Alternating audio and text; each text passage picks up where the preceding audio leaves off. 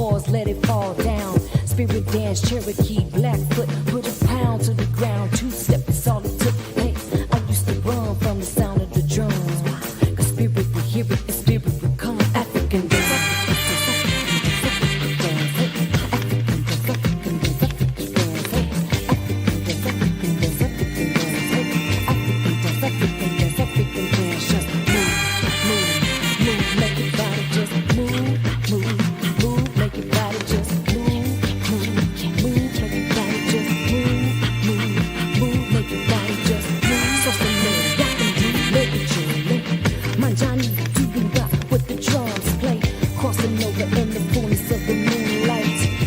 Rhythm of the king can be the sounds of life. But we should dance, got me moving in the trance. Circle motion got me going and going. African dance, African dance, African dance, African dance, African dance, African dance, hey, African dance, African dance, African dance, hey, African dance, African dance, African dance, hey.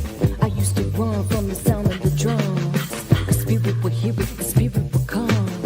I never felt this feeling before, but my body moving around like it already know. I just release, let go. All them burdens I've been bearing, I ain't carrying no more. I reach high, feel low. Let your chakras open up, let the feeling in your soul get high, feel low. Let your chakras open up, let the feeling in your soul. African dance, African dance, African dance, African dance, African dance, hey, African dance, African dance, just move, move, move, make your body just move, move, move, make your body just move, move, move, make your body just move, move, move, make your body just move. So y'all can move, maybe joy, my Johnny, doing ride with the drums play, crossing over in the corners of the moonlight. Feel the rhythm of the king can need the sounds of life. But we should dance, got me moving in the trance. Circle motion got me going and going. African dance, African dance, African dance, African dance, hey, African dance, African dance, African dance, hey, African dance, African dance, African dance, hey, African dance, African dance, African dance, just move, move, move, make your body just move, move, move, make your body just move, move, move, your body just move, move, move, move.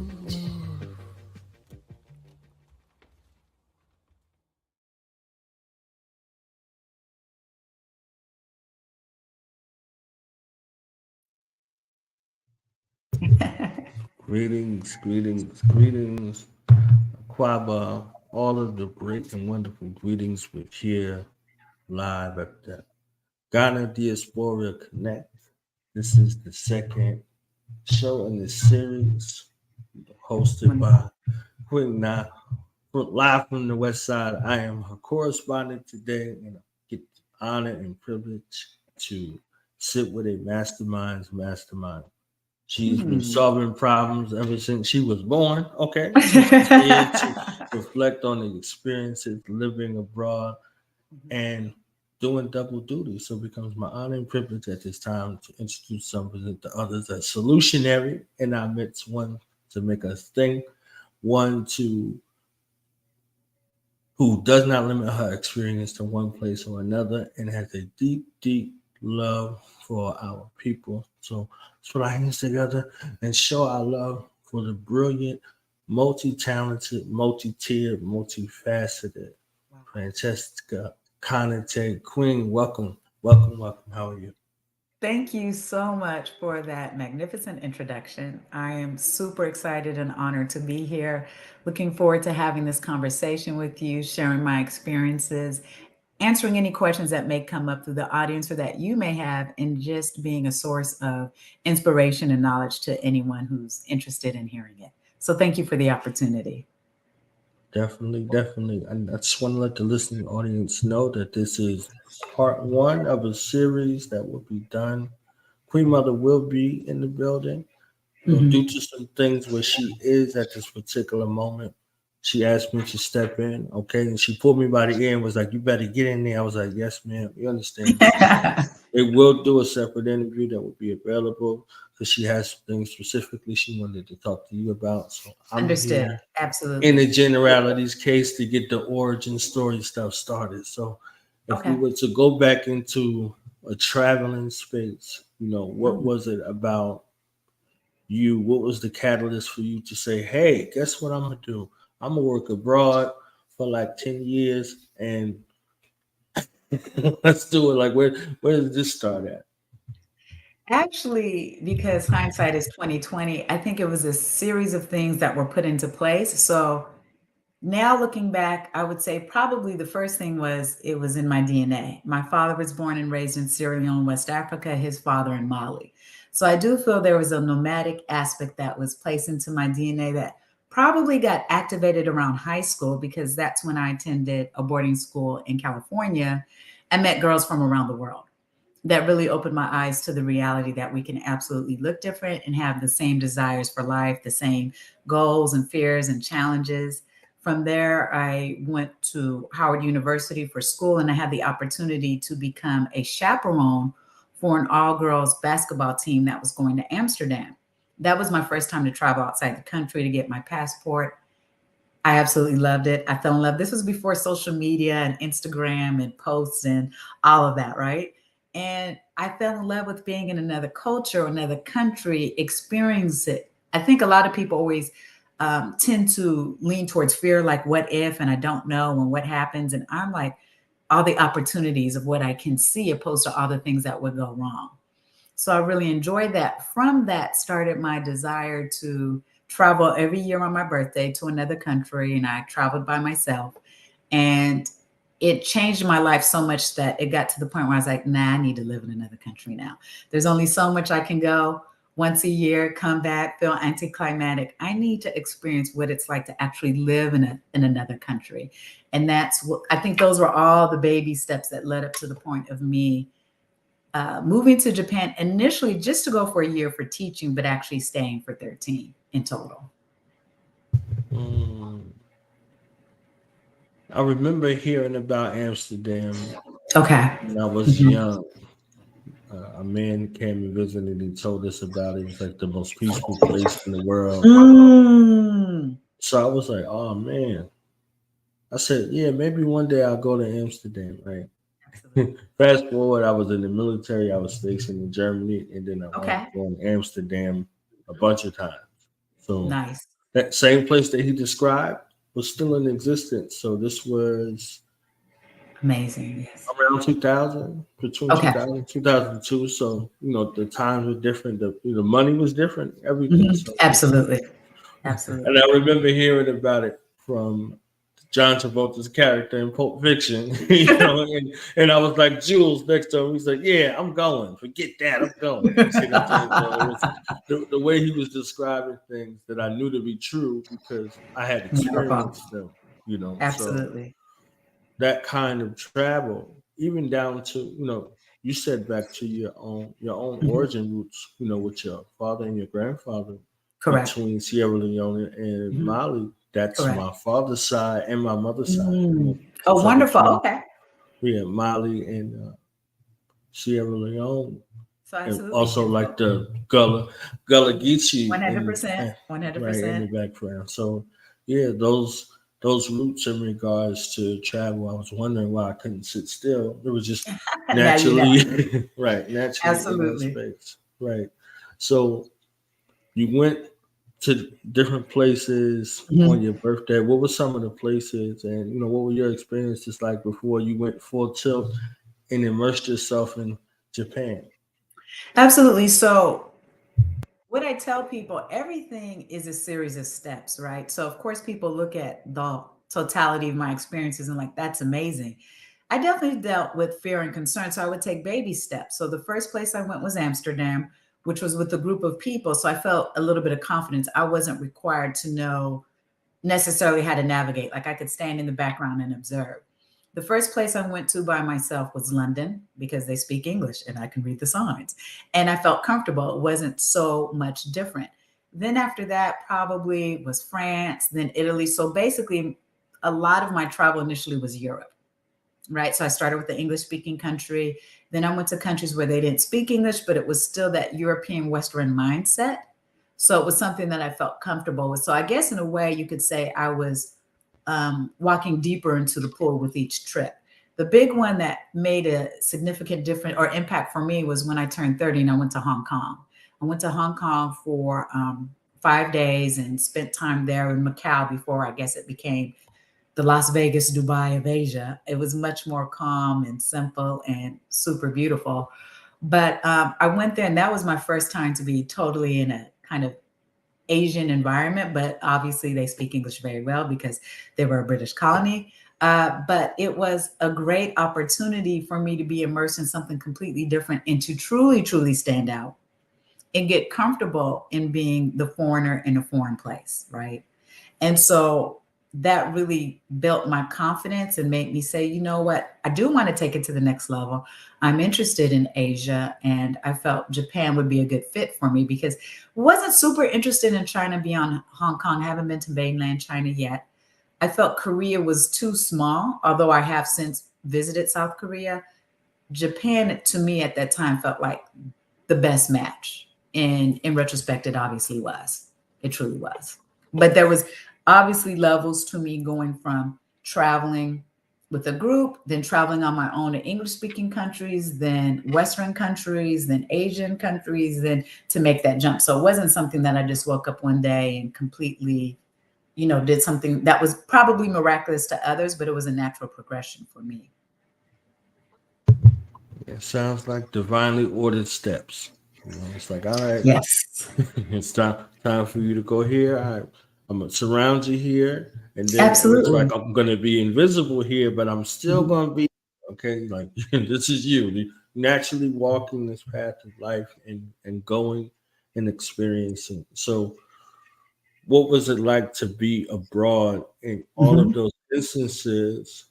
In regards to culture shock, in regards to cultural continuity, when you look at those experiences, because most of them is completely off the beaten path, and it had to be like the most joyful experience in your life. Like everybody's just calm because it's not like rowdy, right? And then you go from there to a fast-paced place like UK. UK is a little different over there. They're driving on the wrong side of the street. You know what I'm saying? So I think we're supposed to say the other side. Wrong applies that we're excuse doing me, it the right other way. side. Yes, the other yes, side. right. We'll leave it at that for now. Exactly. Yeah, from there to That's France, such a and good then question. yeah. So I think it's just layered experiences. That's such a good question because I literally never looked at it that way. I am who I am, and I bring that same energy to everything I do, whether fast, slow, or in between. I seem to always find a way or an environment that supports my well-being and my curiosity. I'm genuinely a lover of travel and people and humanity. I'm not easily intimidated by, someone's like, oh, they're looking at me and laughing. I don't care. If you're not hurting me, you're not endangering me. Do what you want because I could get that here in my own country. So I'm not about to get hypersensitive in someone else's. Every time I go, I am so open and receptive to that culture. I want to learn. And I feel like that energy is always received and returned to me. So it was very interesting that you made a very good observation. Like there's a different dynamic and energy in every place. But I guess me being the puzzle piece that I am, I fit into whatever it is that's going on, and then I enjoy it at that level. I don't go with expectations. I don't go with this is what I'm going to do. I know where I'm staying. I'm very mindful of safety and the things I want to do, but I don't, now we see travel as more like taking pictures in these places and these Instagram shots, and it's not really for the experience. I want to be where people are experiencing real life, be it food or culture or whatever that is. So my style of travel is much more low key. And as a matter of fact, I don't think I've ever done group travel before. I've never gone on a group tour before. I've always done it solo and moved at my pace and done what I wanted to do and then adjusted based on the people I met and the things that I saw. So such a good question and observation. But honestly, I really didn't feel like you were saying, like the energy or the dynamic of places changing, because I'm like, it's a completely new, every time it's a new arena, right? I have nothing to compare this to. This is brand new. The only thing that's the same is the human nature of it, the fact that I respect where I am, the fact that that's received and people respect and have a desire to make sure that I've always had people like making sure that I'm good, right? And I've always been appreciative of that. And everything less than that, I'm not even faded by. You know, when people are like, oh, they looked at me and laughed. Okay. That can happen when you leave your country. It can happen in your own country. It's nothing to be worried about. For me. Agreed. I know. A very interesting question. Thank you. I've never had that question before. I know when I went to the Netherlands, I knew I was in the Netherlands, and when I got back to Germany, I knew I was in Germany. Okay, gotcha. So the thing you were saying about the staring and all of that, that's Germany. In the Netherlands, nobody cares. Like everybody's in their own world, and everything was so, it was so peaceful. Correct. And going from like Netherlands versus France, was something different. It was its own experience. There was a large contingent. When I went, there was a large contingent of African population, especially from Ivory Coast. So, I think they speak French better than the French. I was going to say, because French speaking, absolutely. Right. So you have that population, and then you have a large Middle Eastern population that's there. Oh, I didn't know that. Okay. Yeah. So there was a cultural acclimation shift in that space, where I was in regards to France. But then you look at a place like, Hong Kong, and then you look at mainland Japan, Korea. That's like they're Asiatics, but they're all different. Nobody's the same. So their experiences are completely different. I think the only place is missing, from that equation is like Vietnam or Thailand or something like that. So there's so many different experiences that you name. So that's why I just wanted to take a little second to kind of curate them. But I think what you said something was very powerful, and I think that's like a travel transformative mantra.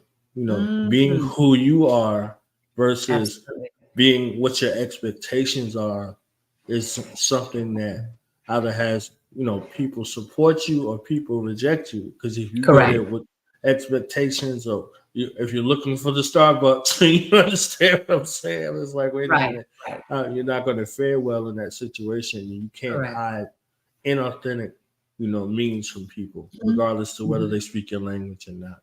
And the other is true. If you're very authentic, people are drawn to you regardless. So you did those leaps and bounds, and now you're in Japan. So what was it about Japan where it's like, this is gonna be home for 13 years?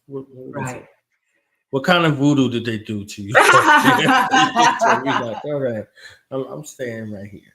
It was super gradual. So when I first went there, I was located in a very kind of countryside, and I wasn't happy about that, but it was the reality. I was in the country. I'm teaching English. This is where I was signed.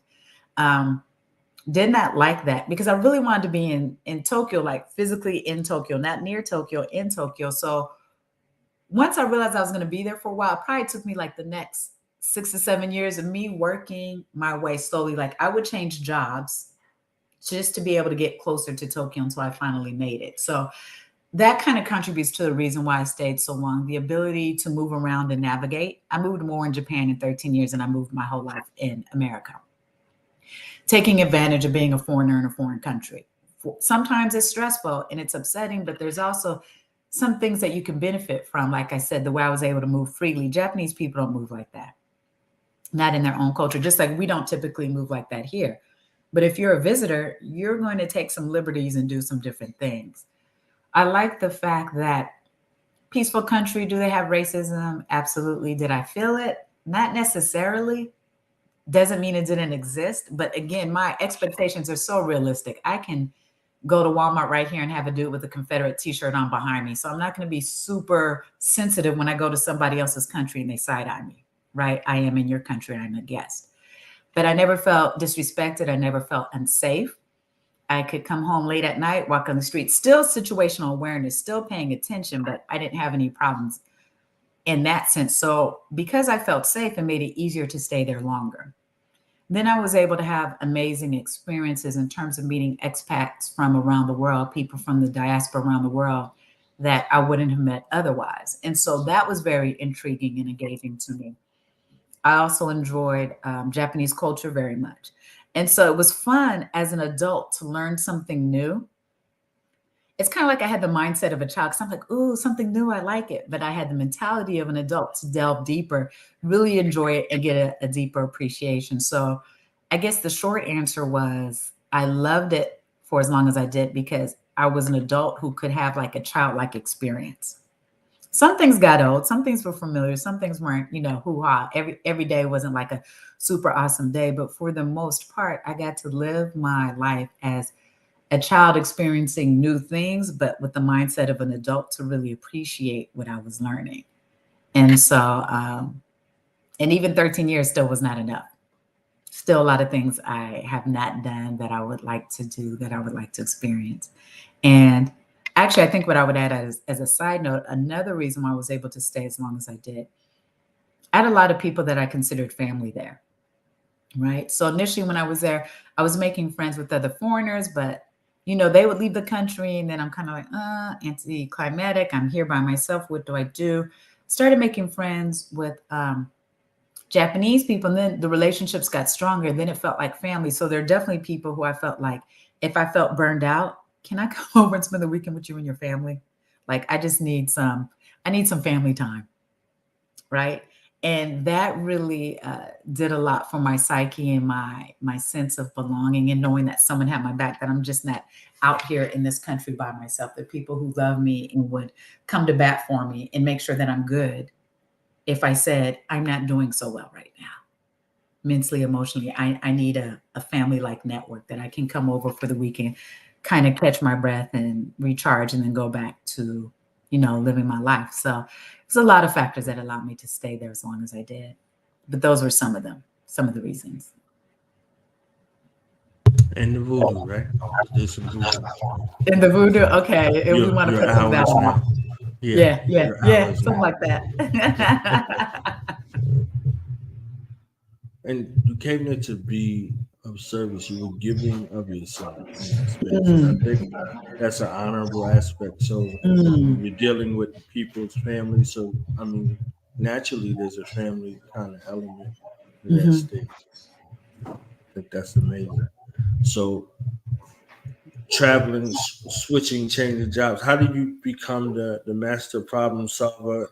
In regards to Kaizen and all of those things. Like, is that birthed along the way? Is that in the process? I need to know. Something. I love that. About that. I think the people who are closest to me would say a lot of it is my nature. I've always been solution oriented. I'm not a fan of talking about the same problem more than once and not work on a solution, right? And so in a lot of ways, me going to Japan made me even more resourceful. And when people are like, oh, there's no problems, there's opportunities, and there's something you deal with, I really look at everything as an opportunity, setbacks, challenges, because life is not perfect. I don't take a setback or a problem as that's a sign you're not in the right place and you're not doing the right thing. I think there's a Zen parable that says the obstacle is the path. I think in the Western mentality, we're like, if you're a good person and you're doing things right, everything should be easy. You shouldn't have any problems. A problem is a sign of, oh, you're doing something wrong. Maybe you should take 2 steps back. In Asia, they're like, it's a reality. It's a part of life. Work around it. And so I have my second nature is solution oriented. And sometimes I have a challenge because I feel like people might want to talk to me just for support. And I don't know how to support without giving you a solution or an opportunity to find a way to fix it. Right? It's just who I am. And so it's a natural transition to take that into the business world because business is not about emotion. It's about dollars and cents, right? Everybody wants to find a solution all the time. So that was a good fit for my mindset that's constantly looking for contingency plans, solutions, workarounds. How do we get to where we need to be? And that just continued to evolve into the business that I incorporated here in Georgia, which is Kaizen. And Kaizen is the Japanese word for continuous improvement. And I love that concept because in no place does that imply perfection. It does not say I will be perfect and I will be problem-free. It says I will always try to do better than yesterday. And a part of that is growing. And sometimes that might mean you might even need to pivot and completely go in a different direction. But that ultimately you're in a state of movement, forward, around, left, right, center, but not to just stand there paralyzed. And things will keep moving around you. And by the time you decide to move, the choices or the opportunities you had are now gone. And I never want to be in a position where situations are forced upon me because I didn't take action. I would rather proactively, if I have to pick between the lesser of evils, I'd rather pick between the lesser of evils by myself proactively than have that forced on me. And so that's always kept me in a very, I guess, like, what do they say? The shark always has to keep swimming, always has to keep moving. So it's always kept me in a forward moving dynamic. There's a question about traveling alone. Do you go to where the locals are? And also, how do you keep yourself safe? So the first things, and it's so much easier now because, you know, there weren't smartphones and things like that then. Like Skype wasn't even a thing when I was traveling. Like when I went to Hong Kong, I had to use payphones. I had to use a calling card. Yeah, you couldn't even use like the calling card from the hotel. Like I had to physically go outside and find a payphone. So then the most important things, copies of your passport, everybody knowing where you are, calling the embassy to let them know that you're in the country, things of that nature. Staying obviously well-populated, well-lit areas, looking at reviews, things of that nature. I was never the one that was going to be wandering down streets, you know, like that. Like I always wanted to stay in well-populated and lit areas. I feel like now it's even more easy. We have more security. We got smartphones. You've got reviews of different places and safety concerns. You have the ability to connect with people in those countries before you get there if you feel like that's something you want to do. But I feel situational awareness at all times is probably the most helpful. And the fact that I think it's just a part of my energy. I always look like or feel like I know where I'm going when I don't. So I don't feel like there's that energy of like, we want to test it. Now, that's not to say, you know, it still couldn't happen to me. It just never did. And it never has. In May, it never happened. But I feel like I pretty much have my plan. I know what I'm doing. I go about my business. I'm not here to bother anybody or be bothered. And it has served me well. So that has thankfully never been an issue. If anything, I've really benefited from the kindness of strangers when I probably did get a little off track. And people looked out for me and made sure that I was good and that I got back to where I needed to be. So there's an element of being aware, but there's also an element of, you know, discernment and your energy and understanding that people are fundamentally good. And I kind of go into the world thinking like things will work out for my benefit. And it tends to. That's not to say I'm not ready for things to pop off, but that's not my default thought. My default thought is not that. It's like things will work in my favor. I will remain safe. I'm divinely protected and watched over at all times. If I literally thought I was walking this planet by myself and nobody had my back, I probably wouldn't be doing any of the things that I do. So whatever people want to call it, spirit, God, ancestors, angels, whatever, there's very few places on planet Earth where I've been and I felt like I was just alone, even if I was just physically alone. That's what I'm talking about. Okay. Mm-hmm. All of the above, like everybody. I need everybody. That's I call on everybody. And I call on all the religions, all the faiths. Yeah. Like I'm in your country, Buddhism, Islam, whoever. Let's go. Right. Let's go, fam. Let's go. Yes. Let's go. I'm like, we all here. So there was a question in the chat about what you just expounded on. So maybe if you want to go on it a little bit further in regards to keeping negative voices out of your head and, you know, remaining positive in different places, you know, how key was that for your success? That is such a good question. For me, it's game changing. But the thing is, like everything I said before, everything is in steps, right? So it's not like if you tend to have a pessimistic, negative attitude at home, there's no way you're going to automatically be positive and open and receptive in a foreign country, right? So if you're like, that's the place I want to go, then that's something you have to start cultivating right now. First of all, I think first and foremost is it's going to depend on your sense of self. Do you believe in yourself? I believe I'm capable, which is better than saying I know everything or I can do everything. I believe I'm capable of figuring things out and getting the resolution I need, right? So I've never told myself I know all things, I could do all things. I'm capable of figuring out the best solution based on that situation when it comes up. So I believe in my ability, first and foremost. My natural default setting is positive. It is optimistic because you attract what you radiate. If you keep thinking about other things that go wrong, guess what? You just magnetized. It's not shocking. Bad things always happen to me. Does it? Or do you always think it first and then that shit manifests? That's a little different. That's just my experience. Someone can absolutely say the opposite and be like, that's not true and that's not fair. I don't have to argue anybody on my perspective and what serves me for me.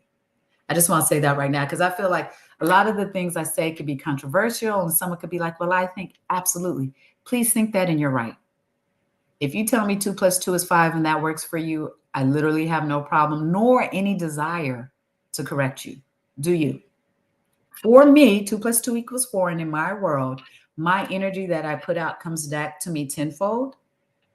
I absolutely believe I stay divinely protected. And that's how I choose to operate. And it has served me well. And, someone could feel absolutely differently, and I'm happy for them. It has no bearing on how I live my life. But I hope that helps someone to understand, to get to that point of travel where you're like, I expect things to work out for me, that I'm going to be safe. Starts at home, starts with self. And doesn't mean that you're perfect and you could do everything. It just means you feel like you're capable of solving problems when they come up.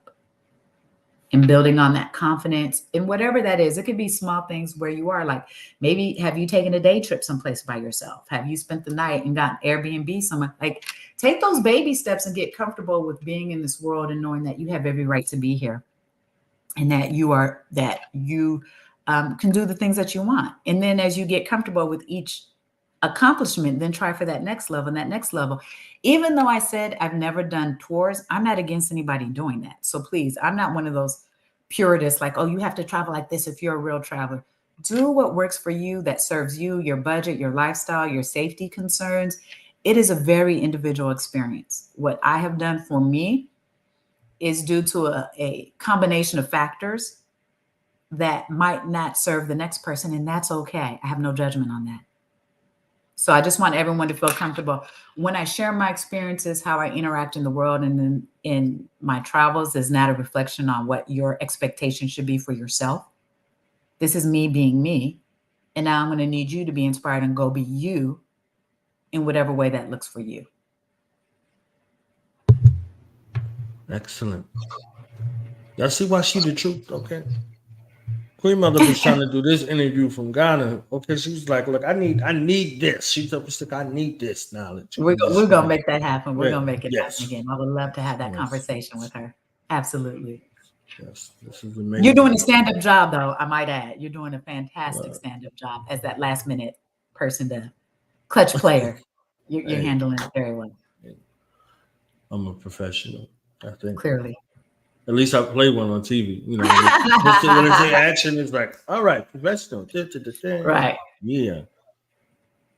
So this world travel and then international businesswoman, like, this thing is accomplished, that we're asking about.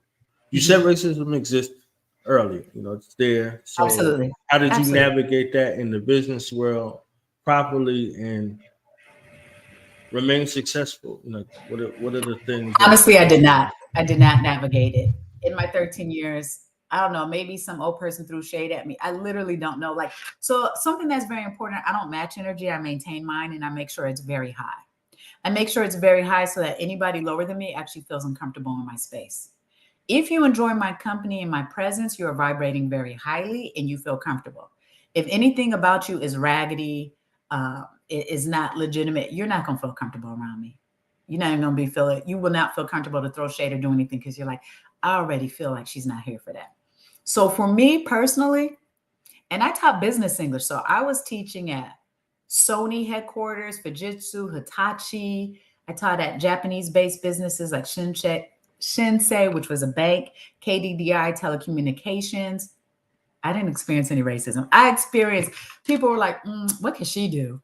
Oh, she a woman, she a black woman. What's she about to teach? I went to school for international business and organizational leadership. I got you. Don't worry about that. Don't let the smile fool you. I know what I'm talking about. Once we establish that mutual respect, because it has to be mutual, right? Once that was established, I was the most highly rated teacher in my company for a reason, because I loved what I did and I loved my students, and the love was returned. My whole thing was about communication, respect, understanding people. So I personally did not experience racism. The reason why I acknowledge it is because I don't want to act like it doesn't exist. People have experienced it. I have not. So there was nothing for me to navigate, in all honesty. Yeah, I have nothing to say. Does it? Yeah, of course it's there. And I feel like it's more of an older generational thing. For some of them, it might be fear just because it's unknown. They don't speak English, and here come all these people. I feel like things are changing a little bit. There are a lot of biracial children, like Naomi Osaki. Her dad is, I believe he's Ghanaian. The mom is Japanese, and she's like the amazing tennis player. And at first, they didn't want to play around or acknowledge her. And then she started winning things. And like, yeah, we kind of claim her. But I heard they were doing some racist things on their TV. So it's always going to be that older mentality, right?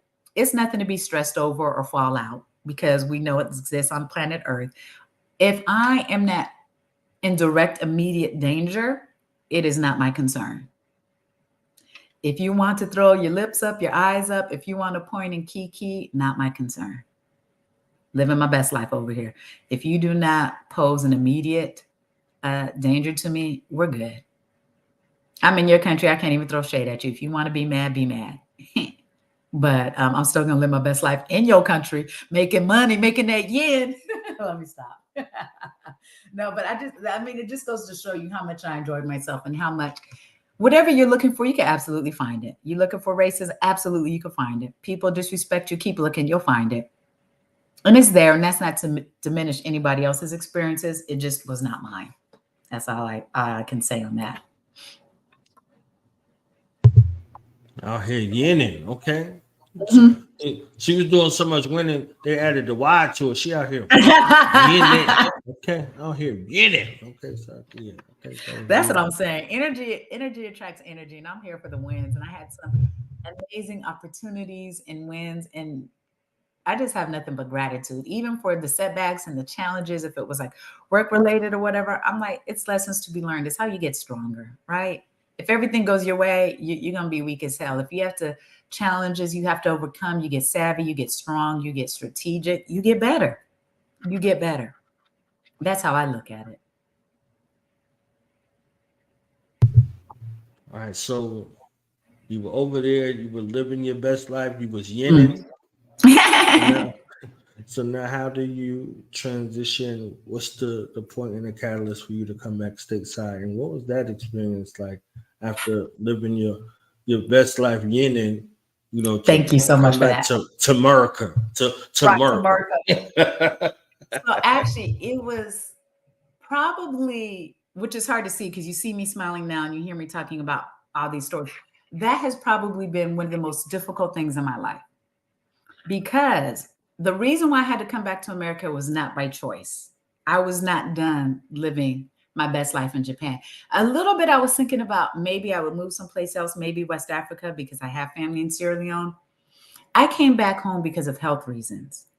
But at that same time, Japan, when I explain this to you, you'll understand why my love for Japan is so profound. So while I was living in Japan, I climbed Mount Fuji twice. I went skydiving. On my holidays, I would go to Ghana. I went 4-wheel driving in Dubai. Like, I say all that to share that super duper physical, super active, really enjoyed doing things of this nature. While I was living in Japan, I noticed, and there, as you can imagine, there's a lot of walking. There's a lot of walking involved in Japan. Like, from my apartment to the train station is a 15-minute walk. Then you go to work, you're probably walking, 10 minutes to get to your office. It's a very walk intensive culture, especially physically in Tokyo.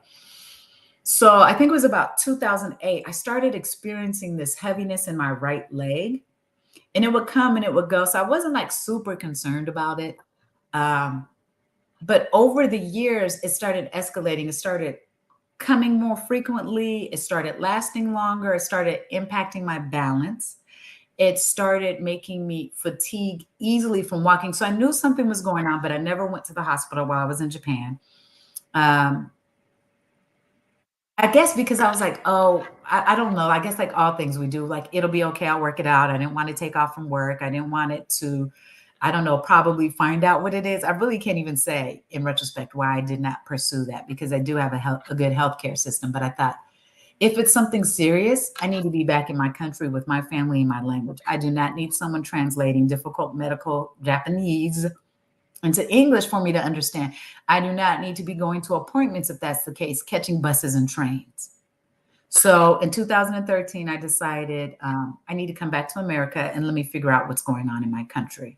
I was under the impression and the thought, I'm relatively healthy in every other aspect. So we'll figure out what it is. Hopefully it's something that I won't need a surgery for. I've never had surgery. Maybe they can give me some medicine. We'll figure out what it is. In reality, it actually took 3 years of testing to find out that I had multiple sclerosis. Had no idea. So actually for quite a few years, I was living in Japan with MS, but it was at such a, it was still at a manageable level that I could just kind of adjust my lifestyle. Like I wasn't going out as much with my friends, or if my friends want to meet for dinner, I was like, hey, meet me by my house because I'm not doing all this traveling in trains and all this other stuff. So it took 3 years to figure out, doing tests, MRIs, had 3 neurologists, had to do a spinal tap. It was finally the spinal tap because your spinal fluid evidently is like the most definitive answer. And so that's when I got the diagnosis, super duper devastated. Like all people with a chronic illness, I thought I was a good person. Why would this happen to me? I'm so physical. I'm so used to doing things. Like, what am I supposed to do with this now? And so it took a while to even process. So people in Japan, a lot of people in Japan didn't even know I was physically, like permanently back in America because I didn't make, normally you make a big deal when you leave the country and everybody celebrates you. I was very low key with it. People in America, I wasn't active on social media. They didn't even know I was fully back in America. They thought, oh, literally, I just had somebody recently ask me, oh, are you back in America temporarily? I've been home for like 10 years now. So that even lets you know, even to this, no, like legit, I still get people asking me like in Japan, hey, can you come to this event? I'm not in Japan. I haven't been there for a decade, fam. So there's still a little bit of, you know, people on the edge of me who are like, I don't know where that girl is. She could be any place or another country. But what allowed me to deal with my new normal and kind of come back to myself, because I really withdrew into myself because I didn't know how to define myself anymore. I always defined it through my physical ability and my courage. And now I'm like, oh man, I'm back home and I'm living with my family. And of course, these are all blessings, but at the time, you know, you're always seeing how everything is just like the why me, right? My turning point that led to a series of wonderful, fortuitous events happened when you're every year in Atlanta, near Atlanta, there is a Japanese festival, and it's like the biggest festival in Southeast US. And so one year, and I always used to go, but I didn't want to go anymore because I'm like, it's too many people, it's stressful, I feel sad, I don't want to go. But at this point, I'd really been missing Japan. So my sister and my nephew went with me, and I remember feeling super stressed because it was raining really hard, and I'm like, my balance is off and I don't want to fall. I don't want this to be a thing. So I didn't have a cane at the time. We went and we had a really, one of those like super big umbrellas. So we went in and I ended up kind of using the umbrella like a cane. And so that was my first aha moment. Oh, girl, you need a cane. I knew I needed one, but I didn't want one because I thought having a cane admitted that I'm less than, or it was like me giving up and saying, this is my permanent situation. And so, but when I used the umbrella in that situation, I was like, oh, sweetie, it's a tool. It's not a commitment to anything. It's not an acknowledgement of anything. It helped with my balance. I could do a little bit more. So after that, guess what? Someone got out her feelings about a cane and was like, yeah, that's helpful. It's allowing me to get around. So that year, my former boss, where I used to teach in Japan, he knew I came home for health reasons, but he didn't know what it was because I actually didn't have my diagnosis yet. So I'm walking with the cane. I'm still taking tests, still not feeling like me, myself. And he said, he reached out to me like in December. I think that was like 2016. He was like, look, I had to fire a trainer. There's nobody else on deck. It's like their winter holiday right now, meaning everything is going to start back up in January. He said, and he knew I came home for health reasons. He was like, is there any way you could possibly come back to Japan to finish this contract? Because it's one that I'd worked before. You know, he didn't have time to find someone, hire them, train them, do all this stuff. And when I got the offer, of course I was flattered, but ego was like, girl, first of all, you don't know what you have. You're walking with the cane. Like, and I was feeling embarrassed, like, oh, I'm going to see people I know, and they're going to be like, what happened to you and who and how. And then I slept on it, and I was like, I would not be given this opportunity unless I was strong enough to do it. So I said yes. So my former boss paid for my airfare. He paid for the business hotel for me to stay in. He paid for a taxi to come pick Miss Daisy up every day to take me to the location because I wasn't going to be catching buses and trains. Paid for my breakfast at the hotel, and I got paid. So I went back. I was there for about, was it like almost 2 months? Came in mid-semester. You know, that's already awkward for most people. When I tell you it was the best thing I could have done. Ooh, don't even have me getting emotional off of this. Because before that, I thought I have to be 100% myself and 100% good to go back. I was not 100%, but mentally, emotionally, I was still good. Physically, I felt like I should be stronger. But I went back. I felt like, and that's why I have such a close relationship with Japan. I felt like that whole country loved on me. I'm talking about from when I came into the airport through immigration, and they see me walking with the cane. I was like, I need wheelchair assistance, and I had a cane, and I had a very dear friend. I called my brother from another mother who picked me up. They looked at my passport. They saw I wanted to stay a long time, and I guess they were like, damn, you must love us. We see you've been here a lot, and you're coming back, and you need wheelchair assistance, and you're trying to stay here. My brother came and picked me up. He drove me like 2 hours to where I needed to be, dropped me off at the hotel. The cab drivers, everybody was just supportive. Everybody was like, we got you. You're good. When I went to work, I saw a lot of my old students. I met a lot of new students. It was no type, I'm feeling like all embarrassed. I'm going to feel awkward. Like I left being so super strong. I'm coming back with the cane. Everybody was just loving this. Are you good? They didn't baby me, but they just made sure that I was good. You know, my students were like, hey, what are you doing after class? You want to go to dinner? You want to do this? Even the cab driver would be, there was one in particular, he was super, super sweet, only spoke Japanese. And he was like, because I think I was there around the time when cherry blossoms were coming. He's like, hey, can I pick you up after that? We had the conversation. He said, I can come and get you at the hotel because he knows where I am. And I'll take you sightseeing. And I guess I said yes, but I kind of really didn't believe he was going to do it. And then I get a call from the downstairs and they're like, yeah, your cab driver is down here. And he said he was going to take you around. I was like, oh shit. So I came downstairs and he drove me around. And then once a week we would hang out. He would come and get me and we would go to like the local temple and go do something called zazen, which is like praying at night. So when I say I felt like that whole country loved on me, from my cab drivers to immigration when I came in, to if I went someplace, went to a restaurant outside the hotel. So once I had that in me, I was like, I'm still Francesca. I walk slower. I use a cane. My balance is off. I get tired faster. Still Francesca. Game changer. Came back to America all the way out, all my feelings, because I'm like, there are people who don't have any issues. No one's asking them to fly halfway around the world to finish a contract, right?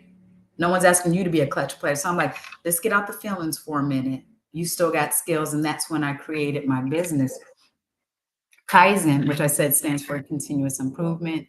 And I support entrepreneurs and small business owners. And I'm kind of like the team. I'm like the one-woman team. And I have clients throughout the United States. I've had some international clients, but Japan will always be close to me for so many reasons. And I feel like even when I was dealing with MS in Japan and I didn't know if that's what I had, I feel like the lifestyle allowed me to keep it at bay for as long as I could. I ate well. I walked as much as I could. That even when I came back to America, those habits stayed with me. So Japan is more than just like, oh, I had fun and I made great connections and people. Absolutely impacted, I feel like, my health, my healing, my ability to move forward when I really wanted to just tap out and be like, I'm going to go through the motions. And instead, I'm like, no, I'm about to live my best life on these new terms. So that's where my love and respect for Japan is so strong. It sounds like an external confirmation is needed for the internal confirmation that you were struggling with. You saw it. You had to see it externally and far away from home, but it was your Fair home. enough. But you made Fair it enough. home. Absolutely. That your spirit was allowing you to see, that your ancestral team was allowing you to see. It's like, all right, I can feel it, but I need to see a demonstration. And you had the grandest demonstration because you are grand. So Agreed. you saw it at a very grand level, like roll out the red carpet, so to speak. Right. That's how I So felt. that's a beautiful thing. And I think that was very, confirming for you. And then when you look internally, it's like, okay, I can reconcile these things Absolutely. that were Yes. challenging, So it's like, Yes. all right, I'm gonna get out of my head. I hear y'all. Leave me Right. alone. Right. Okay. But don't, not really, but all right, I understand. I'm a push. Right, right, right. Yeah. So I So think that those were the conditions I came back. And, when I came back, I thought, oh, it's going to be, because I was relatively healthy in every other respect. And I was like, oh, this will be short term. We're going to figure out what it is, knock it out. I'll be back to Japan, I don't know, 6 months to a year, 3 years, still didn't know what it was. Then once I knew, I was like, and my former boss was dope. He was like, if you want to come back, we will absolutely accommodate you. But I also felt like that part of my life is done, right? It's time for me to create new memories and new realities and do it in a different place. But I can't even speak. Well, obviously it's understood now why Japan will always have a profound place in my heart and in my spirit. But at that same time, that part of my life and what I needed has been given to me. So I can't go back because that's done. It's like, you feel some kind of way to visit your old high school and see your favorite teachers in your classrooms. You're not going back to high school. But you want to visit and you want to reminisce and you want to remember the lessons you learned there. And that's why I feel like I've graduated from what I needed to get from that experience. So I can always go back. I will always have to go back and be like at least 3 to 4 weeks for me to go back to see everybody and do everything I need to. There's no way I could go there in 2 weeks and be out. It's not going to happen. But at that same token, I'm not interested to go back and live. And even though I'm studying Japanese right now, I'm not necessarily interested for the purpose of going back to live. It's just, this is an act of love that I continue to study Japanese now. So what about the African population? Because we were zooming around, so I kind of want to go, there. You're working with the African population. Like, where did you find the Africans at? Like, did you see an ad in the paper? It was like, this is African. Like, what happened? Your work with them. That's so funny. So the first place I lived was in Utsunomiya and Tochigi, which I said was super rural, and I was in my feelings. And there was a good amount of Nigerians there. So that's where I first met them, was just being out and about. Because guess what? Skin folk, we see each other. And so that started my connection. And then as I got closer to Tokyo, I started connecting with other African populations. And then I started realizing, like, within Tokyo, there's about, I want to say 30, at least there's 30 African embassies or consulates physically in Tokyo. Yeah. So there's a presence there. And I started a group called African Japan. I guess 15 years ago, longer. And I still update it today because everything's virtual anyway. So I still update my group and things that are going on. And I have over 10,000 members. So it started off with me on Facebook, and I was like, oh, I'm going to go to this African restaurant. I'm going to go to this Ethiopian restaurant in Nakameguro. People are like, I want to go. Okay, well, I'll give you the information. They weren't going to go, but I would give them the information. So then I created my little group, Africa and Japan. It was like 7 people. And I'm like, don't ask me for Jack. Everything you need is in there. African festivals, Senegalese festivals doing this. There's an Ethiopian restaurant in Nakameguro. There's an Egyptian restaurant in, what was that? Actually in Meguro. So it just started growing. And that's how I became involved. And then I was actively involved because I did things like supporting my father's country, Sierra Leone, being as a project ambassador for his country. That was for an organization called Seroptimus International. They are international. They pick these 4-year projects and they will support one country, which I love that. I love that they put the focus on one country for 4 years. So all their chapters international, raising awareness and funds. And so it just so happened to be, what was it, 2007 to 2011, it was Sierra Leone. It just so happened to be that I was in Tokyo at the time and a private student of mine was in Seroptimus International and she told me about it. So I was like, I would love to be a part of that. So I was the project ambassador for West Japan. I was a keynote speaker for over 2,000 people. I did it in English because my Japanese wasn't good enough. And I needed to speak from my heart. Like if I did Japanese, it would be a struggle on pronunciation and grammar, and it would feel hella dry. If I'm speaking in English, you're going to get my emotion and you're going to feel me, even if you're not going to understand me fully. It was translated though.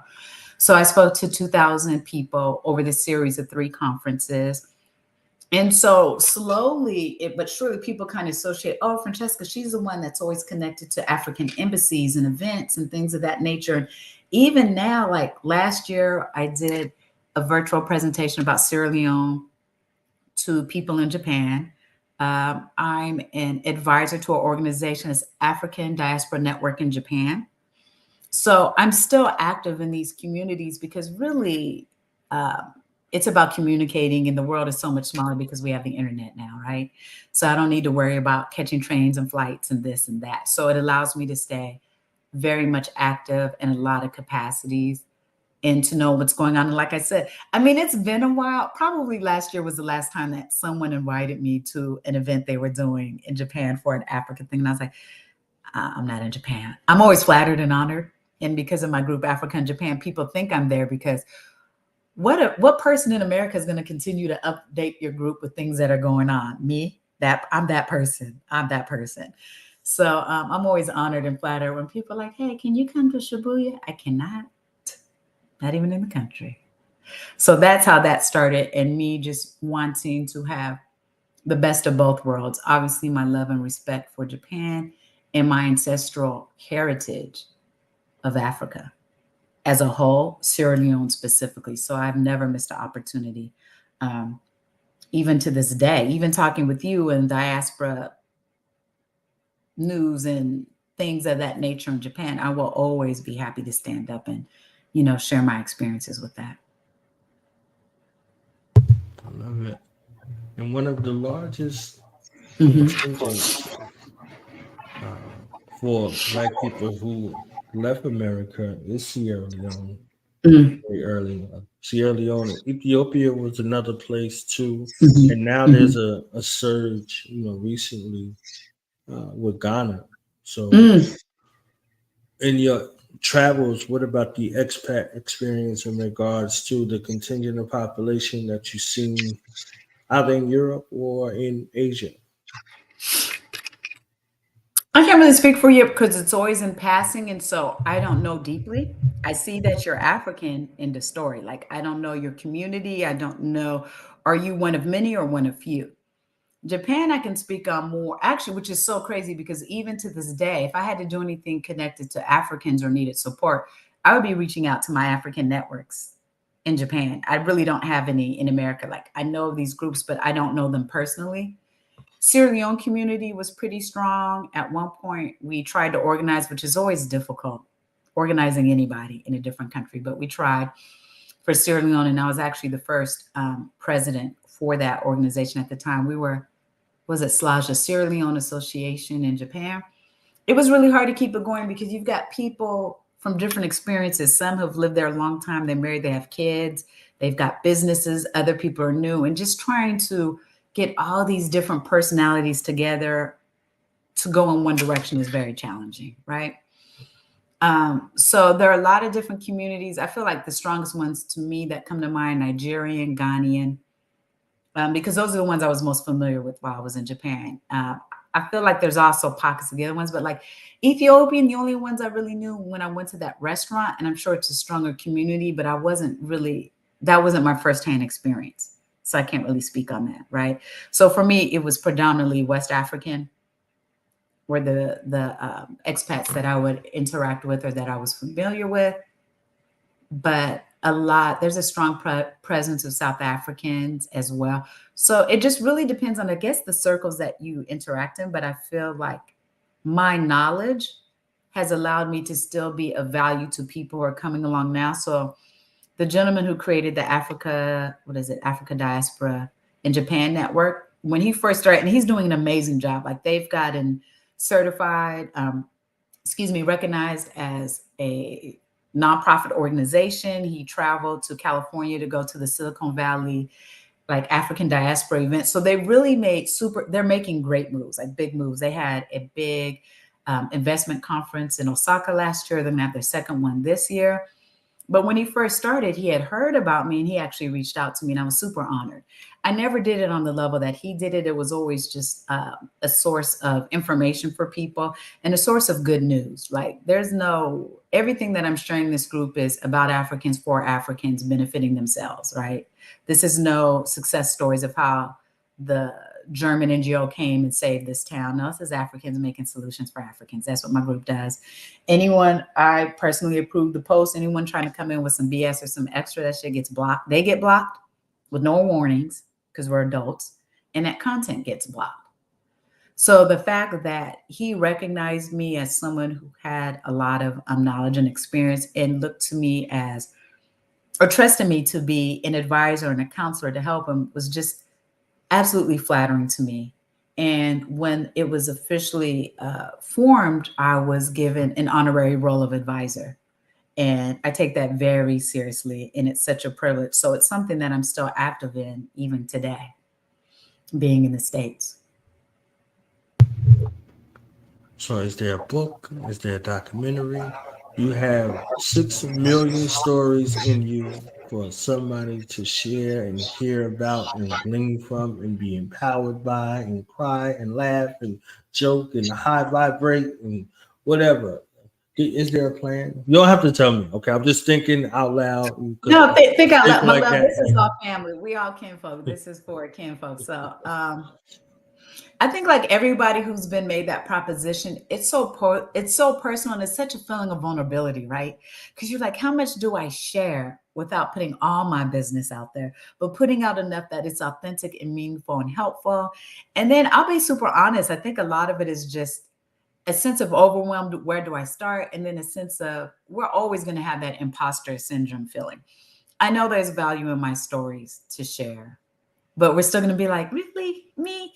And it's not trying to be humble or being anything like that. You're just, yes, that's the next frontier. Since I like to conquer things, since I like to overcome my fears, since I like to be on the other side, I'm going to have to make this that same type of challenge to myself of explaining and sharing my story and getting all out my feelings, because that's what life is. It's a series of getting out of your feelings to bring the best version of yourself to the table. Yeah. For all the things I've done, I'm not done. I'm still growing. I'm still evolving, and I still have challenges of things that I need to push through. And thank you for sharing that. And that is one of them. And I will be working on that. Yeah. I know a bunch of authors, by the way, a bunch of them. So I'm sure they would love to help you. I'm open for that. Overcome that, because #facts. I'm open, fam. Anybody listening here who's interested in talking to a sister, do reach out, because I mean, that's what I do. I'm constantly in the coaching mode for others, but sometimes I need that for myself, right? What I do for others easily is challenging for me. So should there be anyone who's like, or even you don't even have to be deep. If you're like, I just want to ask you questions or kick some ideas that help give me clarity on what direction or what I would do with it, I would absolutely welcome that. Because I pictured people and stuff while you were speaking, so it's like, okay. Like I flew over there with you. You know what I'm saying? I'm seeing the cab driver guy. You see what I'm saying? Like there things that was life. Where it gave me life. Yeah. Okay, so I have to share something. Sorry to interrupt when you said that, because when I was saying how much like this country loved on me, so the way it is in Japan, the way their taxis are, You do not open the door and you do not close the door, right? The driver has something that they're able to access that opens the door automatically. So that's just, if anybody goes to Tokyo, don't try to open the door 100%, don't slam it. So something by their leg, so they can open the door while they're sitting there to let you in, which is a really nice service, right? So technically you don't have to touch anything. You get in, sit in, handle your business, and you go, they open the door, you get out, right? So he or she doesn't have to open the door. You don't have to, they don't have to get out. You don't have to. This one time, my cab driver picked me up from the hotel to take me to work, which wasn't that far. The business hotel I stayed in was probably maybe 10 minutes by cab. And where I was kind of a small town, meaning I pretty much cycled through all those cab drivers during that time frame because it's kind of like a small area, right? This one cab, like I was so honored, like I know I wanted to tear up, but I didn't. And I'm really proud that I didn't. So it was raining that day. It wasn't like a hard rain, but it was raining. When I tell you, and he was like an older gentleman. When I tell you, he got out of the car, walked around to open the door for me, which is unnecessary. He can stay in the car as they always do, rain or shine, open the door for me and close it for me. I don't know if he felt some kind of way because it was raining and he was like, I don't know what he felt, but I was honored. And he came out his car, came around, opened the door for me, did the little hand, made sure I got in. And I was like, you know what? And this is why I love this country. So when people come to me with their like feelings about who and how and strangers and this and that, I'm like, I hear you. It's not my reality, but I hear you. Like those tiny little gestures. Or if I go to a restaurant and like with friends, they saw like, oh, I really like this one glass. It was super pretty and it was made from Okinawa in a special color. The next thing you know, as I'm leaving, they're gifting me this really beautiful glass. Those are the types of experiences that I had that really made me that made me feel seen and appreciated. And like, yeah, we know you're a foreigner and we can't really talk to you well because your Japanese is not good for us and our English isn't good enough for you. But we feel you. We got you. We feel your energy. Those types of things made me, that's why I said when I came back, I was all the way out of all my feelings because of those situations. I love it. Yeah, me too. Got me all feeling some kind of way. Okay. What's next that you can share? Let's see. So right now, as we shared, I have Kaizen, where I provide project management and kind of like a virtual business manager for solopreneurs. I'm feeling like something is next, and I'm not quite sure what it is. My focus is right now on increasing my mobility. So I'm walking with the cane, but I want to increase my strength to be able to walk further with that. I would like to actually get off the cane, but as I said earlier, baby steps. So if I need the cane, let's walk with more confidence, longer, stronger, more endurance, with the goal of getting off it. Like I said, I'm studying Japanese right now. I have lessons twice a week. I'm planning on taking a proficiency test this December. It's only offered once a year. And I want to keep going to full proficiency just because I feel like for everything this country has given me, I need that fluency. I still talk to people. I still do things in Africa that are connected to Japan. I would love to be that bridge between Sierra Leone and Japanese investors, or in Ghana or wherever. I would love to be that bridge, that to be my next level. So those are the things that I kind of have on the horizon, but I'm not like super committed to any one thing because I realize me being open is going to really present the best path for me. But those are the general things: my health, my language proficiency, opportunities for the future to grow my business, and just spending quality time with the people that I love. That's it for now. Oh yeah, and since we had our conversation, maybe working on my book. We'll see.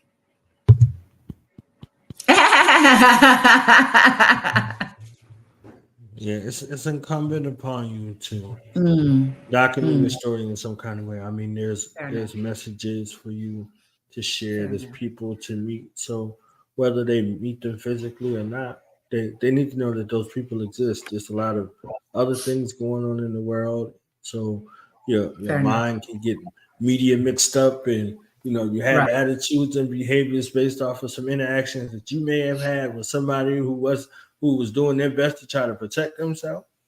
True. So, your story Okay. is vital. Understood. So you're beyond the Understood. bridge. You're like a grand connector of people from the universe. Okay, so the universe is You clearly spoke to me when you just said that, because that has always been my thing, is connecting people in groups, and especially connecting things that don't seem like there is a connection, like Japan and Africa. Like I love finding the commonality, the humanity in everything, and being that bridge that says, hey, we have more in common than we have different. So the fact that you chose to use that language to frame it, I receive that. I receive it. Absolutely. So final thoughts, because I don't want to, take too much more of your time.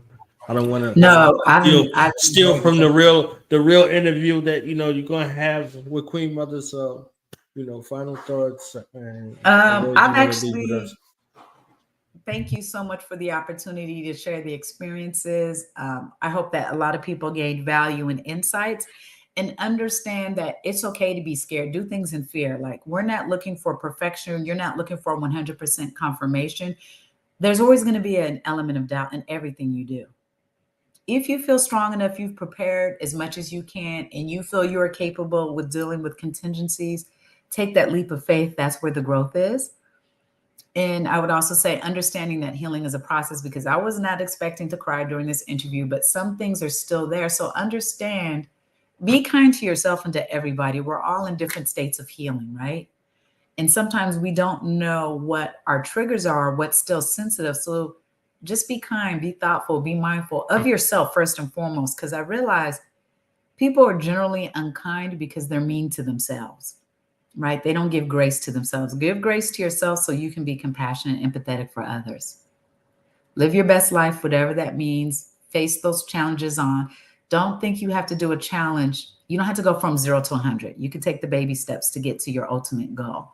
Just make an effort, move forward. And if anybody has any other questions, they can reach out to you guys. Feel free to pass it on to me, because I'm always happy to share.